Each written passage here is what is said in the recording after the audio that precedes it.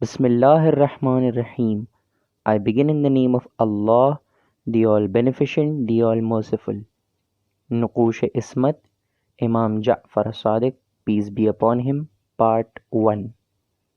Birth 17th Rabiul Awwal, 83rd year after Hijrah. Martyrdom 25th Shawwal, 148th year after Hijrah. Life sketch of Imam Ja'far Sadiq, peace be upon him. It was 17th of Rabiul Awwal, 83rd year after Hijrah, when the second sun of truth of history of infallibility was rising on the horizons of humanity, just as approximately 135 years before, on the same date in lieu of birth of Holy Prophet, this universe had received the honor of becoming the horizon of rising of the first sun of truthfulness. Reference Wasilatul Najat, page 348, Irshad Mufid Persian, page 413, Ilamul Wara, page 159, Jame Abbasi, page 60. It seemed as if 17th of Rabiul Awwal was most auspicious for truthfulness, and Providence chose this auspicious date for sending every truthful one, and in this way the date of truthfulness of grandson and grandfather also became same. And since the sect of Al Muhammad is not a result of personal opinions, on the contrary, it is a collection of divine news, and reports depend only on veracity of reporters. So, veracity of school of thought depends on veracity of true reporter, and in this, the best sect would be that whose principles are either explained through the truthful prophet, and further explanations are attributed to Imam Sadiq, peace be upon him. Reference Ihsanul Maqal, Life of Imam Ja'far as-Sadiq, peace be upon him. His father was Imam Muhammad al-Baqir, peace be upon him, and his mother was Farwa, daughter of Qasim ibn Muhammad ibn Abi Bakr, and regarding whom Imam Ja'far as-Sadiq said that he was among the faithful, righteous and pious, and whom Almighty Allah promised his love. He was brought up in the lap of Qasim, considered among the 7 great jurists of Medina, and he in turn grew up in the lap of Muhammad, about whom Amirul Mu'mineen said, "Even though he is born from loins of Abu Bakr, he is deserving to be called as my son." And it was the consequence of the sonship of Ali that the ruler of Syria punished him in such a severe manner by having him burnt alive in a donkey's skin. Reference Ihsanul Maqal, page 704, Tabari, Mas'udi, Tarikh-e-Kamil, volume 3, page 143. Such was the personal academic excellence of Farwa that once when she touched Hajar al-Aswad with her left hand, someone objected to it, saying that it was against prophetic practice. She said, "We belong to the family that is needless of knowledge of people like you." Traditional report of Abdul Ala, Ihsan al-Maqal, page 704. The name of Imam Sadiq was Ja'far, which means river, and it also the name of a great river in paradise, through which Providence wanted to imply that through his knowledge and perfections, a world is going to benefit, and the vastness of his sciences are like gardens of paradise, and one who really benefits from him is like one who is in paradise. Reference Arjahul Matalib, page 361. His kunyat was Abu Abdullah and titles were Sabir, Fazil, Sadiq, etc., of which the title of Sadiq, Holy Prophet had gifted when he mentioned his successors, and he said, "That successor of mine will be called Sadiq." Reference Jilaul Uyun, page 264. And another wisdom of this is revealed because a person called Ja'far-e-Kazzab also appeared in Al Muhammad, who raised a false claim of imamat against the Imam of the time and became famous as Kazzab. Therefore, to avoid this misunderstanding, the sixth Imam was always referred to as Sadiq, although the second Jafar later became Tawwab, that is repentant, but he is generally called as Kazzab. Reference Muntahiyul Amal, Al-Kharaj wal-Jarai, page 195. Regarding him, his mother has said that when he was in the womb, he used to speak to his mother regularly, and even after his birth, the first words that he uttered were the two testimonies of Muslim faith, and once more clarified that Imam does not embrace Islam, he brings it with himself. Reference Jilaul Uyun, page 265. The inscription on his finger said, Allahu waliyyi wa ismati min khalqihi, meaning Allah is my wali and my infallibility is divinely bestowed. Reference Amaliye Sheikh Saduq, page 458. Allahu khaliqu kulli shay, meaning Allah is the creator of everything.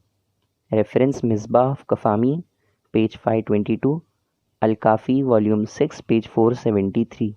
Anta thiqati fasimni minan nas, meaning only you are my trusted one, so protect me from the people. Reference Makarimul Akhlaq, page 95. MashaAllah la quwwata illa billah astaghfirullah, meaning as Allah willed, there is no strength except by Allah. I seek the forgiveness of Allah. Reference Fusul al-Muhimma, page 209. Another excellence of the date of his birth is that this date is included among those 4 days of the year when it is most excellent to observe fast, and in which important dates like 17th Rabiul Awwal, 25th Zilqad, 27th of Rajab, and 18th of Zilhaj, day of Ghadir Khum, are also included. He was born during the rule of Abdul Malik ibn Marwan, who ruled till 86th year after Hijrah. In 86th year after Hijrah, when Abdul Malik died, for 10 years up to 96th year after Hijrah, Walid ibn Abdul Malik ruled.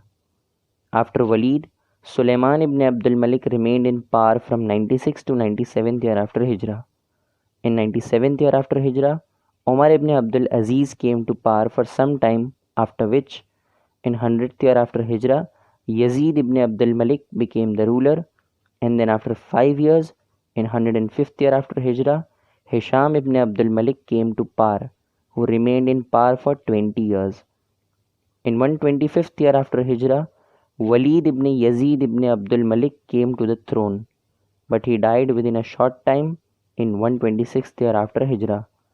Yazid Naqis came to power, who also died after some days, and the kingdom went to Ibrahim ibn Walid, and after that Marwan Himar came to power, and with his death the Umayyad dynasty came to an end, and Abu Abbas Saffah seized the throne in 132 years after Hijrah, and the Abbasid rule began.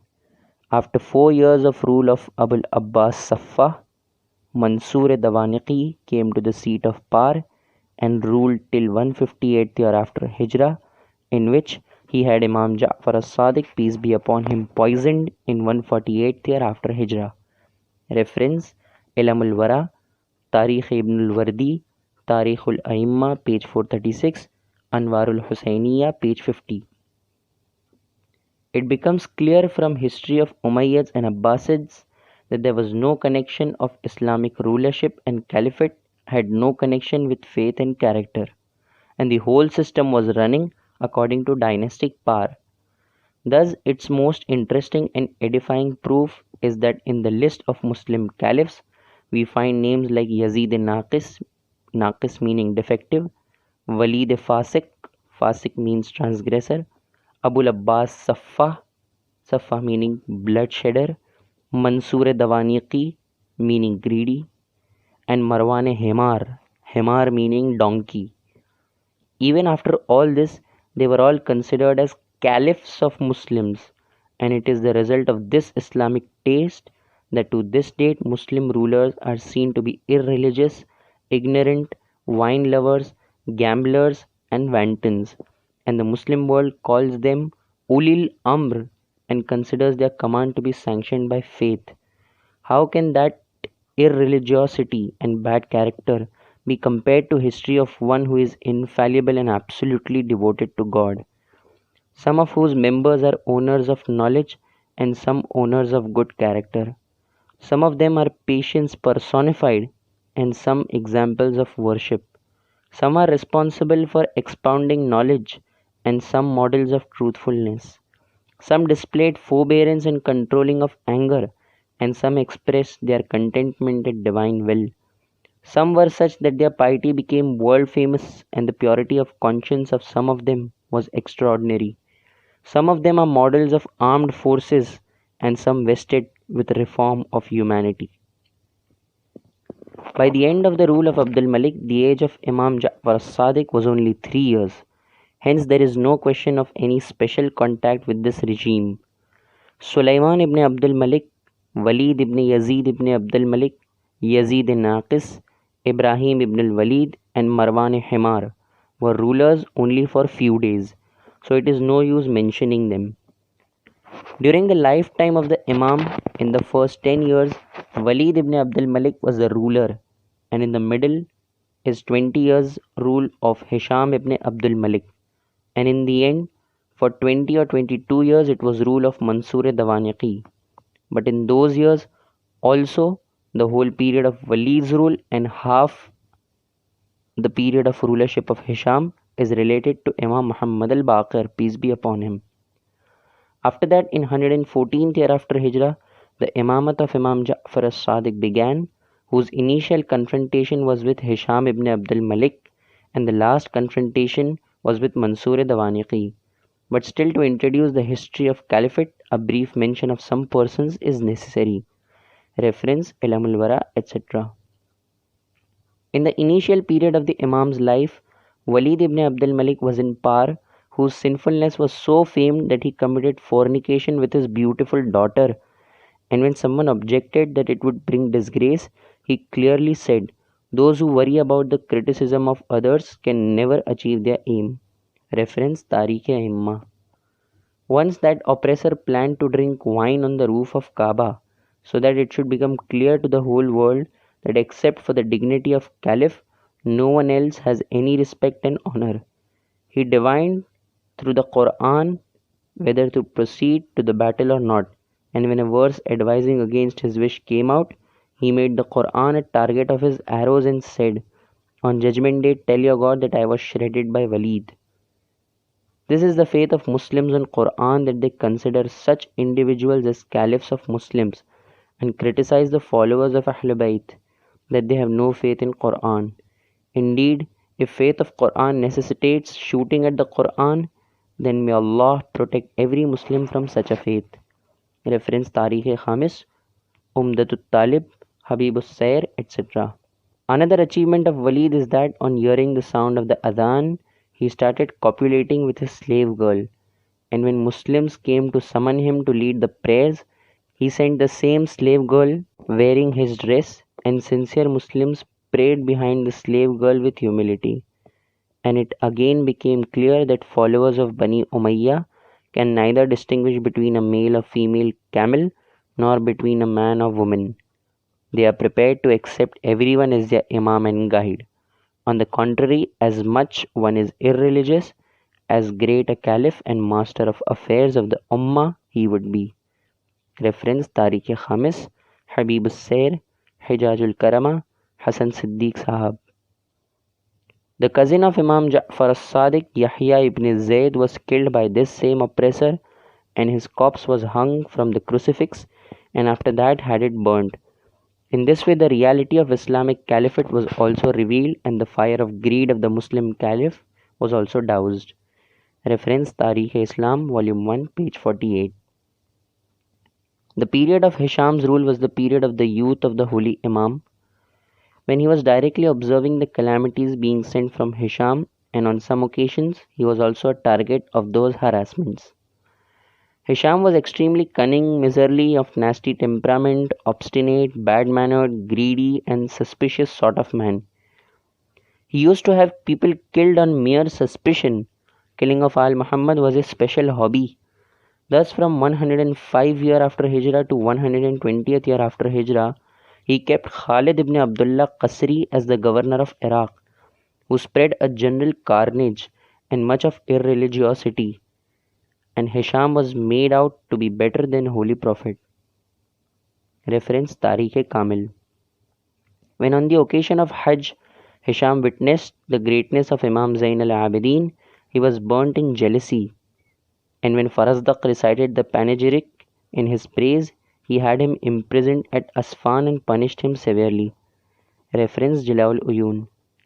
The same person had Zayd martyred, had his corpse hung from the crucifix for 4 years, and at last had it burnt. Reference Tariq-e-Khamis, Volume 2, page 357, Tariq-e-Islam, Volume 1, page 48. The same oppressor summoned Imam al-Baqir from Medina to Syria and harassed him too much.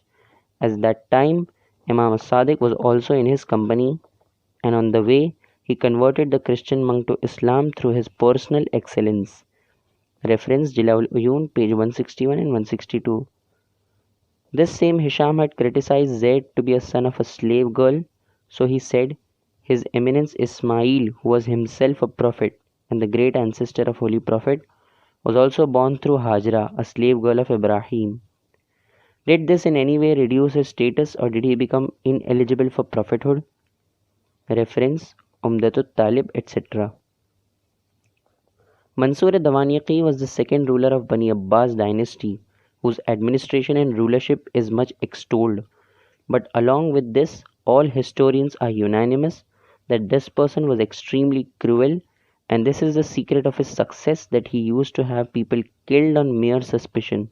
What to say about Hashemites and Alawites? He had Imam Malik lashed only because at some point of time he had supported the Sadat, and Imam Abu Hanifa was imprisoned because he had given allegiance to Zayd, and in the end he had him poisoned. Having the Sadat killed, having them buried alive in walls, and using their blood in the concrete of buildings were usual activities of Mansur. Such was his cruelty that when Sadat died in his prisons, he did not even allow their last remains to be taken out, and in this way the air of prison stank more.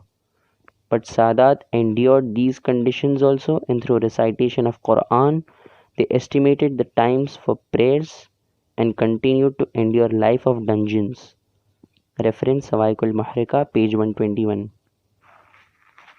The existence of descendants of Imam Hassan was unbearable for Mansur. Thus, due to the protests of Abdullah ibn Mahaz, he was initially arrested, and then both his sons were killed. When Nafse Zakiya, finding Mansur's atrocities unbearable, rose up in revolt in Kufa, and Ibrahim raised the standard of revolt in Egypt, initially he had support of some people, and an army was also raised. But in the end, due to severity of confrontation, the army was ineffective, and both were killed amidst their forces. The determination of Sadat was intact even after that. Thus Abdullah Mahaz, who had adopted a nomadic life, and on one occasion had met his sons and made bequest to them that an honorable death was better than a life of degradation, and it was on this basis that he had revolted. When the severed head of Nafse Zakiya was placed before Abdullah Mahaz, and on concluding his prayers he saw it, he said, Well done, you have fulfilled the divine covenant, and your sword has saved you from degradation of the world, and your piety has saved you from the punishment of the year after. Saying this, he said to the one who brought the severed head, Tell Mansur that our job is accomplished. After that, it is your turn, and justice would be done in court of God anyway. After that, he took such a deep breath that he passed away, and by presenting the sacrifice of his children, entered the court of divinity in their company. Atrocities of Mansur, on the basis of which these people had considered staging a revolt as necessary. Their ordinary scene was that he had arrested 70 to 75 Hassani Sadat from Medina and placed iron collars and chains upon them and took them out of Medina. Getting this information, Imam as-Sadiq came up to that place and was so moved by this scene that he began to weep excessively and said, Now the sanctity of God and the Prophet also cannot be protected. After that he remained in fever for 20 days. He also tried to meet his uncle Abdullah Mahaz and give him condolence of this tragedy, but the unjust people didn't allow him. In this way they could not even share the sorrow of each other. It is clear that in view of such a cruel and heartless ruler, when life of ordinary Sadat Hassani was unbearable, what can be said about Imam Ja'far as-Sadiq, who was an epitome of excellence, and his personality was absolutely sacred and honorable among people? how his existence could be bearable for Mansur. Thus he tried to have the Imam assassinated again and again, and summoned him to the court with the aim to insult him, and at last he should be killed. But so long as divine will is in favor of a life, no one can end it, and none can degrade one whom God exalts. Reference Jilaul Uyun, page 269, Nurul Absar, page 133, Sawan Umri Shahrada, Masumeen, part 2, page 2. Once when Mansur summoned the Imam intending to insult him, a housefly again and again disturbed Mansur and sat on his nose. He was fed up with it and at last exclaimed, "Why God has created this fly?" The Imam replied, "To degrade the tyrants, so that they realize their worth and that they should understand how they are oppressing the whole world in spite of being so helpless." Reference Ilalul Sharai, page 496, Manaqib, volume 3, page 375, Hilyatul Awliya, volume 3, page 198, Matalibus Su'ul, page 82, Biharul Anwar, volume 8, chapter page 189, Nurul Absar, page 144. On another occasion, when he summoned the Imam, he also gathered a large number of magicians who aimed to insult the Imam through their magical tricks. But Providence decreed it in such a way that the Imam gestured to the tiger on the carpet and it turned into a real beast and devoured the magicians. When Mansur asked the Imam to bring them back, the Imam said, "If the staff of Musa had brought back the magicians, I would also have brought them back. But it cannot be done now." Reference Damatus Sakiba, volume 2, page 513. As if it was meant to be a reminder that we are the inheritors of Musa and you are the inheritor of Fir'aun. Thus, whatever had been the fate of magicians of Fir'aun, the same fate is repeated for magicians of today. And the fate that befell Fir'aun is soon going to befall Mansur as well. On some occasions, Mansur even planned to have the house of Imam burnt down, so that all his family members may perish in the fire. Thus he followed his plan and the house caught fire. Companions tried all means to put it out, but the Imam paid no attention and in the end addressed the fire. "Do you not know that I am the son of Ibrahim the Khalil? How can you dare to burn me or my family members?" Thus the fire stopped and he waved the tails of his shirt, making it a bow of flowers. Reference Tazkiratul Masumeen, page 181, quoted from Usul al-Kafi. Mansur once gathered 100 ignorant persons in his court and instructed them to attack and finish off Imam Ja'far as-Sadiq as soon as he entered. But Providence arranged it in such a way that when the Imam entered, all threw down their swords and fell at his feet, and Mansur perceived a threat and had the Imam return to his hometown the same night and then had him poisoned. Reference Damatus Sakiba, volume 2, page 481, Jannatul Khulud, page 28, Kashful Ghumma, page 100. Once Mansur asked the Imam that why he was not afraid of him. Imam replied, "Neither I have any worldly possession whose loss I may fear through you, and nor you have anything from the year after which I may hope from you." He said, "Stay with me and continue to render advices to me." The Imam said, "One who is concerned for the year after would not stay with you, and the one who loves the world will not advise you." Reference Hayat Imam Musa Kazim. An advantage of being repeatedly summoned to the court by Mansur was that the Imam continued to come before the people, and people came to be informed of his excellence and conditions. Thus once Mansur summoned the Imam in presence of an Indian physician, and he began a discourse as show-off. The Imam said, "I know medicine better than you, don't try to overawe me." He asked, "What do you know?" Imam said, "The fundamental principles of medicine are that you must cure the ill through its opposite. You must cure heat through cold things and cold through hot things. After that, stomach is the center of all diseases. So you must cure it first of all and then turn your attention to maladies. And third point is that precaution is the best cure." The Indian physician agreed with this, and the Imam said, "This is not the knowledge of book, it is a divine bestowal." After that, he posed the following questions to him. First, why are the tears and other moistures housed in the head? Second, why the hair grows from the head? Third, why there is no hair on forehead? Fourth, why are there wrinkles on forehead? Fifth, why eyelids cover the eyes? Sixth, why is the nose placed between the eyes? Seventh, why are the eyes almond shaped? Eighth, why is the aperture of nose facing downwards? Ninth, why are there two lips over the mouth? 10th, why are the front teeth sharp and the morals broad? And why are canines and premolars between them? 11th, why are both palms hairless? 12th, why men have facial hair? 13th, why there is no sense in nails and hair? 14th, why is the heart shaped like a cone? 15th, why the lungs are divided into two parts and why does it move at its place? 16th, why is the liver convex shaped?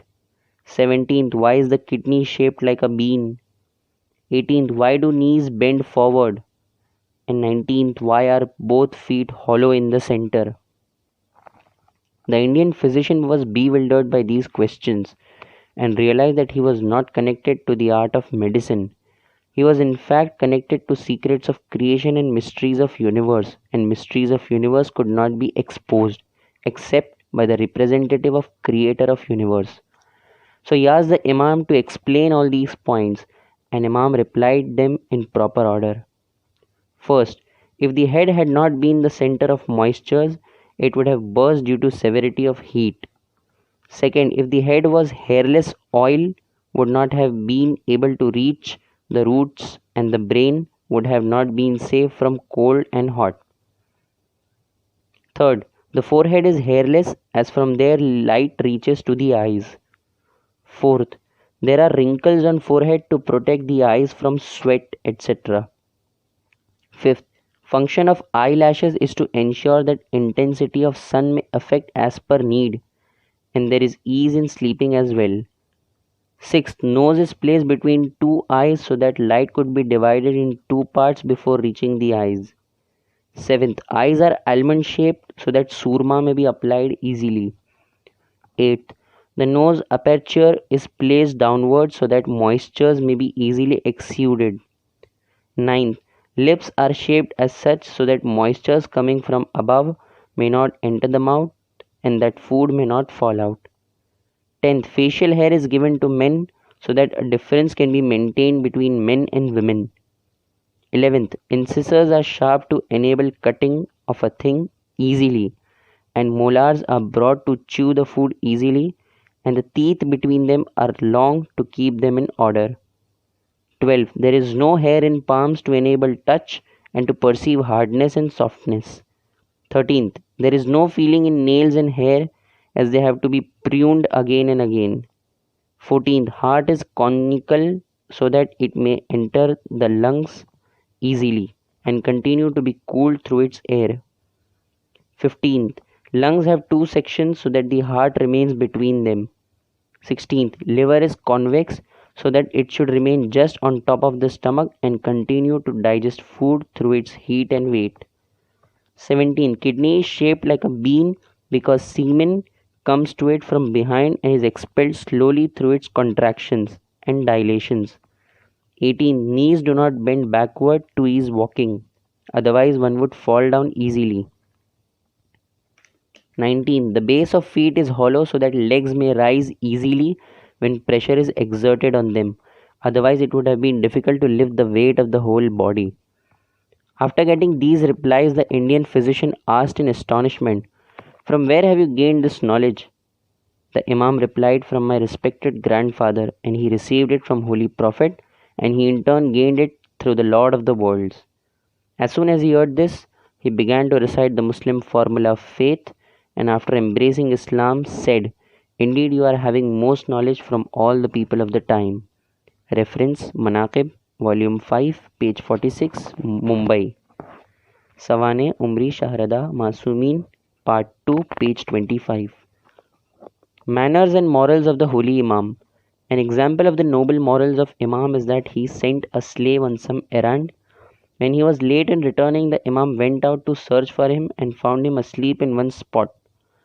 Instead of waking him up, he sat at his head and fanned him. When the slave woke up, he was absolutely ashamed. Imam said, "Day is for working and night is for sleep. Remember this henceforth." Reference Manaqib, Volume 5, page 52. Another important incident is that when slaves gathered grains, seeing the signs of famine, the Imam ordered them to sell the grain in the open market and said, "All of us would live just as others." After that, he said, "Use wheat mixed with barley to bake bread, so that we have a chance to share the hardship of others." Reference Manaqib, Volume 5, page 53, Sadiq-e-Ali Muhammad, page 12. He used to work in the orchards along with the slaves, and when someone objected, he said, "There is nothing wrong in bearing hardships in pursuit of livelihood. It is rewarding divinely." Reference Manaqib, Volume 5, page 54, Sadiq Ali Muhammad, page 12.